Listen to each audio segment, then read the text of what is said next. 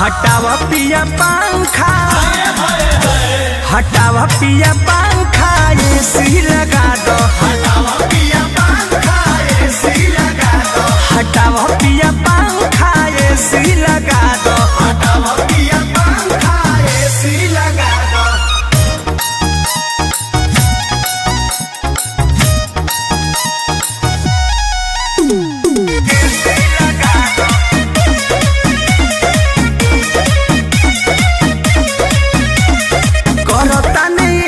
बोलम कई साल से लगता नहावा पसीना चुए गाल से।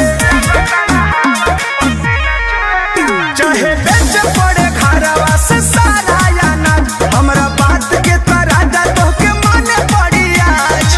बहिए से कहता रसरधा पुरादा, हटावा